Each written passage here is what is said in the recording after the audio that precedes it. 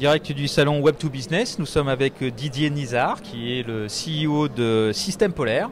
Bonjour. Alors, Système Polaire est un spécialiste du marketing mobile. Exactement. Vous développez des applications pour le compte de vos clients. Alors, est-ce qu'on peut avoir une idée du type de prestations que vous proposez? Jusqu'où vous poussez cette expertise et avec quels clients? Alors, aujourd'hui, Système Polaire, donc, on accompagne nos clients sur l'ensemble de leur stratégie mobile, c'est-à-dire à la fois en amont sur le conseil, c'est-à-dire pouvoir sélectionner la bonne plateforme par rapport à un besoin donné.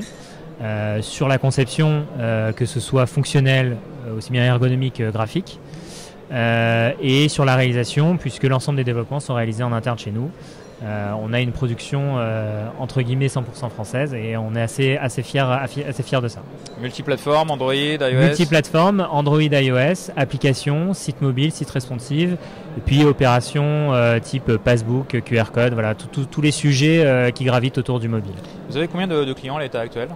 Aujourd'hui, on a une vingtaine de clients répartis dans différents secteurs et qui sont de différentes tailles. On travaille aussi bien dans le secteur de l'édition, par exemple l'édition Nathan, First Edition, que avec des marques internationales comme Nestlé, Yves Rocher ou Camaïeu. Ah, c'est plutôt des grands comptes quand même globalement. C'est plutôt des grands comptes. Oui. D'accord. Concrètement, par exemple, pour l'application, la dernière application de Camaïeu que vous avez mis en place, comment vous avez abordé son déploiement? Alors, c'est-à-dire l'application, c'est-à-dire quelle était la problématique de Camaïeu? Alors, l'idée c'était de pouvoir prolonger l'expérience sur le mobile, de pouvoir aussi faciliter l'accès à des informations de compte comme la wishlist.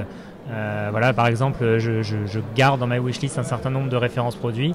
Puis après, quand je me rends dans un magasin, je vais pouvoir retrouver ces produits-là plus facilement parce que je les aurais conservés. Donc, vraiment dans une logique Web to Store, c'est-à-dire commencer une vente sur l'univers digital pour ensuite la prolonger dans un univers physique. C'est un mixte des deux, hein, c'est ça? Exactement.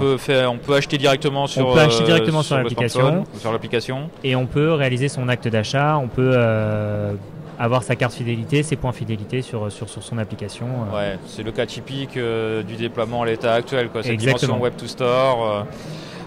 Sur cette dimension Web to Store, comment vous appréhendez le déploiement de Beacon? Est-ce que vous pensez que c'est une technologie d'avenir? Alors, je pense effectivement qu'il y aura des fortes potentialités à l'avenir. Maintenant, comme toutes ces nouvelles technologies, je pense que c'est des technologies qui nécessitent de faire leurs preuves. Il y a beaucoup de nouvelles technologies qui vont commencer à se bousculer en 2015.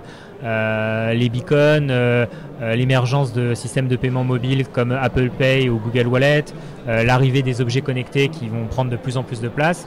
Le beacon est une solution parmi tant d'autres. Il faudra qu'elle trouve sa place dans un dispositif Web to Store. C'est pas forcément la panacée. Vous imaginez que ça peut être une option, mais c'est pas forcément celle qui va révolutionner le commerce numérique. Alors ça nécessite encore un déploiement un peu spécifique en point de vente, puisque vous devez mettre en place un beacon et créer de l'interaction avec une application. Pour le moment, ça demande de faire ses preuves encore. Est-ce que vous avez de plus en plus de projets dédiés au m-commerce? C'est-à-dire concrètement, on oublie la dimension web, on passe tout de suite à l'application mobile et on vend sur ce support depuis ce support. Alors, dédié mobile uniquement, non.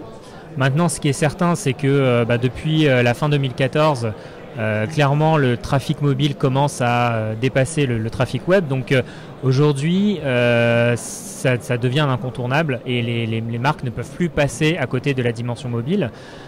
Donc elles doivent pouvoir répondre à cette audience.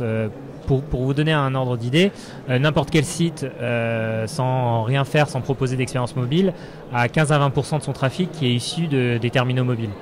Donc ces trafics-là, il faut pouvoir l'adresser correctement et perdre 15 à 20% de son trafic qui n'est pas converti en chiffre d'affaires, c'est un manque à gagner assez important pour les marques. Il faut s'adapter aux évolutions des usages. Exactement. Didier Nizar, merci beaucoup pour cette interview. Merci beaucoup. Merci. Au revoir.